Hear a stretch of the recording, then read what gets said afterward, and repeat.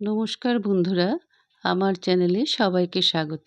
আজকের পর্বে আমি নিয়ে এসেছি লাই শাকের তিতা ঝোল বা মরিচ ঝোল। তার জন্য আমি নিয়েছি একটা কাঁচা কলা। কাঁচা কলাটাকে আমি কেটে নিচ্ছি। লাই শাক দিয়ে তিতা বা মরিচ ঝোল খেতে দারুণ লাগে। এটা আমার শ্বশুরমশাইয়ের খুব পছন্দের খাবার ছিল।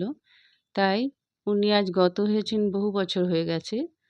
তাই আজ এটা রান্না করতে গিয়ে ওনার কথা খুব মনে পড়ছিল। উনি ভীষণ পছন্দ করতেন এটা। আমিও আজ এগুলো ছিল তাই ভাবলাম এটা আজকে তৈরি করে নিই।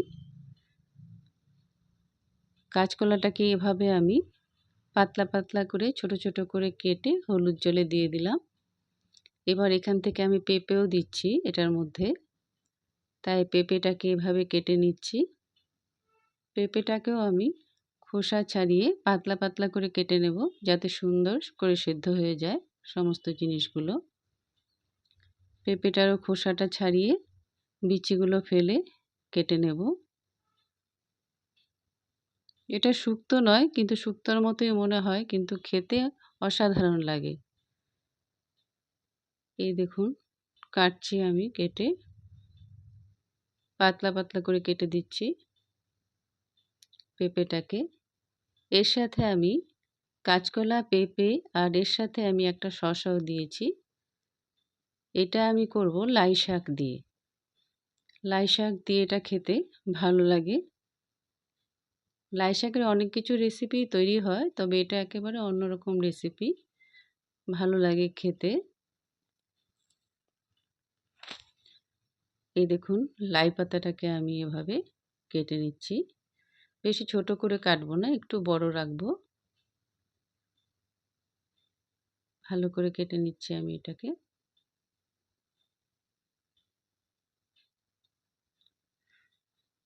লাই শাক দিয়ে এর মধ্যে কাঁচকলা, পেঁপে, শসাটা আমি দিয়েছি ছিল বলে ভাবলাম দিয়ে দিই এটাতে, ভালোই লাগবে খেতে।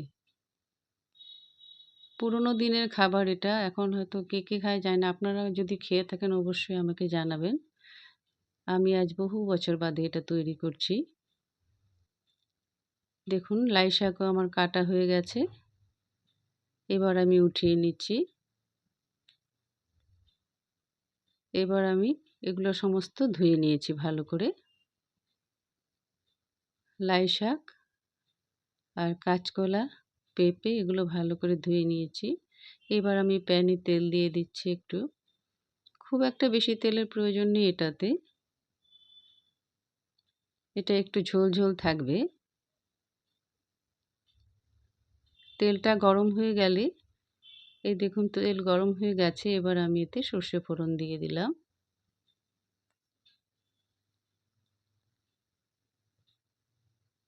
এবার আমি এতে কেটে রাখা পেঁপে, কাঁচকলা দিয়ে দিচ্ছি।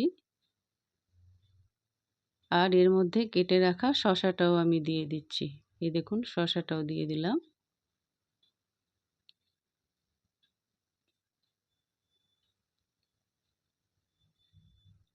শসাও দিয়ে দিয়েছি। এবার এতে আমি হলুদ গুঁড়ো দিয়ে দিচ্ছি।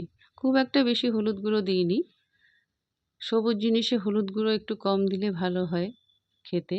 আর রঙটাও বেশি হলুদ হয় না, বেশি কম হলুদ দিলে ভালো থাকে। রঙটা একটু সাদা সাদা ধরনের হয়। তাই এতে আমি কম হলুদ গুঁড়োই দিয়েছি।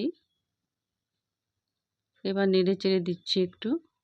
এতে তেমন কোনো মশলার ব্যবহার নেই, শুধু হলুদ গুঁড়ো আর নুন দিয়ে এটা হবে। তো আমি ঢেকে দিয়েছি। দেখুন, হলুদ গুঁড়ো দেওয়ার পর আমি ঢেকে ঢেকে এটাকে খানিকক্ষণ সময় নিয়ে রান্না করব। আঁচটা মাঝারি রেখে এটা করছি। এবার আমি লাই শাকগুলো দিয়ে দিলাম, কেটে রাখা লাই শাক। সমস্ত লাই শাকটা দিয়ে দিয়েছি। দিয়ে আবার একটু মিশিয়ে নিচ্ছি।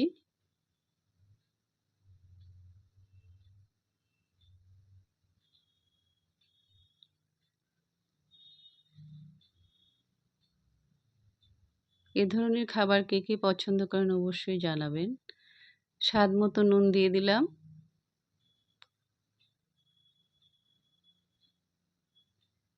যদিও এটা খুবই হালকা ধরনের একটা খাবার। রোজ একই ধরনের খেতে, খেতে একেক দিন এই ধরনের খাবারগুলো ভীষণ ভালো লাগে খেতে। নুন দিয়ে ঢেকে দিচ্ছি। এবার এগুলো আস্তে, আস্তে করে সেদ্ধ হবে। ঢেকে দেব, একটু নেড়েচেড়ে দেব। এভাবেই বেশ কিছুক্ষণ সময় নিয়ে এটাকে আমি রান্না করব।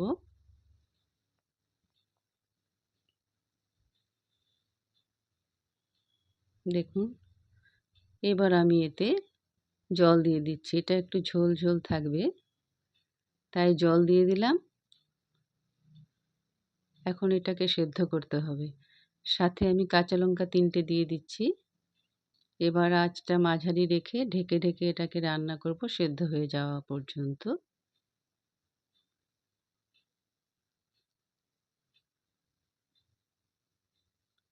ঢাকা দিয়ে, দিয়ে একটু পর, পর নেড়েচেড়ে এটাকে এভাবে আমাকে রান্না করতে হবে।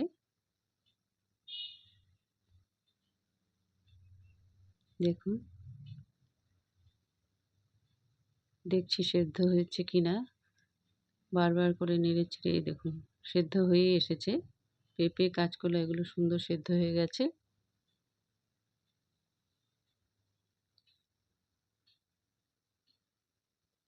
আবার একটু হবে তাই আবার আমি এটাকে ঢাকা দিয়ে করে নিচ্ছি। এই দেখুন। এবার আমি এতে একটু চিনি দিয়ে দিলাম। খুবই কম পরিমাণে দিয়েছি। একটু চিনি না দিলে তা ভালো লাগবে না এটা খেতে। তাই যারা পছন্দ করেন না দেবেন না। আমি দিয়েছি যেহেতু সবাই পছন্দ করে এখানে খেতে এটা এভাবে। দেখুন এটা আমার প্রায় তৈরি হয়ে গেছে।